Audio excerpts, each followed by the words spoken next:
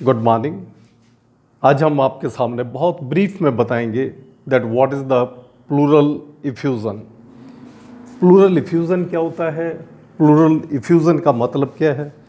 देखिए, the pleural effusion is a problem which is related with the our lungs, जो हमारे फेफड़ों के साथ संबंधित है। And the pleura which is the covering around the lungs, फेफड़ों के चारों तरफ जो एक कवरिंग पाई जाती है, और बिटवीन दिस कवरिंग और the layers, the two layers, there is present the fluid which is called as the pleural fluid. In case एक नॉर्मल प्लूरल फ्लूइड वहाँ पर भरा हुआ होता है, जिसका मेन फंक्शन है that during the respiration to prevent the friction, किसी तरह के भी फ्रिक्शन को प्रिवेंट करना, ताकि हमारे फेफड़े थोरेसिस कैविटी में इजीली एक्सपैंड कर सकें, कॉन्ट्रैक्ट कर सकें ड्यूरिंग द ब्रीदिंग प्रोसेस, और इस तरह से हमारी रेस्पिरेशन की प्रोसेस एक नॉर्मल वे में चलती रहे। But so for this problem that the pleural effusion, इसका मतलब क्या है हम आपको बहुत ही ब्रीफ में बताएंगे। The pleural effusion, it means the water on lungs. Water on lungs का यहाँ पर क्या मतलब है, the excess of fluid between the layers of pleura, फेफड़े को कवर करने वाली लेयर्स के बीच में अगर ये फ्लूइड ज़रूरत से ज़्यादा इंक्रीज हो जाए, ऐसी कंडीशन को हम प्लूरल इफ्यूज़न कहते हैं। नाउ दिस प्लूरल इफ्यूज़न, ये प्लूरल इफ्यूज़न, इसके सिम्टम्स क्या हैं।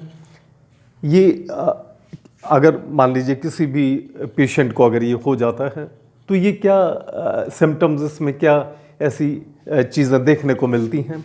Number 1, there is the chest pain. Number 2, non productive cough, patient में खांसी का रहना, चेस्ट में पेन होना। डिस्पनिया, डिस्पनिया का मतलब है डिफ़िकल्टी इन ब्रीदिंग, सांस लेने में कठिनाई का होना। Orthopnoea means unable to breathe, सांस को बहुत ही मुश्किल से आए, सांस को जिसको बहुत एफर्ट्स करने पड़े कि there is no normal breathing. And the orthopnoea unable to breathe easily standing और सिटिंग, बैठते समय या खड़े होते समय सांस का लगभग ना आना।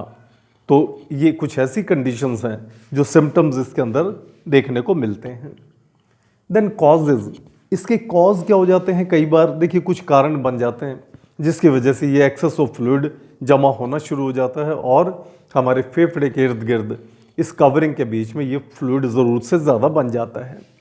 सो द टू इम्पॉर्टेंट कॉजेज से द प्रोटीन पुअर, मान लीजिए प्रोटीन की कमी है, that is called as the transudative. Excess of protein, मान लीजिए प्रोटीन की मात्रा ज़रूरत से ज़्यादा है बॉडी में, that is the exudative. So transudative and exudative, protein poor and protein rich, हम इन दोनों को कंडीशन को हमने इस तरह से नाम दिए हैं, transudative and exudative. But there are still some more other causes, कुछ और भी बहुत कॉमन कॉजेज हैं, और वो कॉमन कॉजेज क्या हैं। These are number 1, heart failure, number 2, pulmonary effusion, cirrhosis, post-open heart surgery, then pneumonia, cancers and kidney diseases। तो ये भी कुछ ऐसे बहुत सारे कारण बनते हैं जो डायरेक्टली और इनडायरेक्टली ये प्लूरल इफ्यूज़न का एक कारण बनते हैं।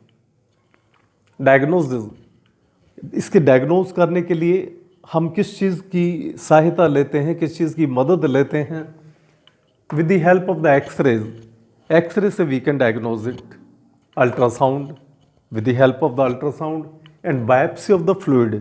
सम time there is the requirement of the biopsy. Biopsy का मतलब है कि नीडल से वो फ्लूइड को निकालना, निकाल करके उसकी जांच के लिए भेजना कि उसमें कोई कैंसर वगैरह या कोई ऐसी पॉसिबिलिटी तो नहीं। So that is called the biopsy. Then treatment, और ऐसे केस में हम क्या ट्रीटमेंट देते हैं, डॉक्सीसाइक्लिन, टेट्रासाइक्लिन।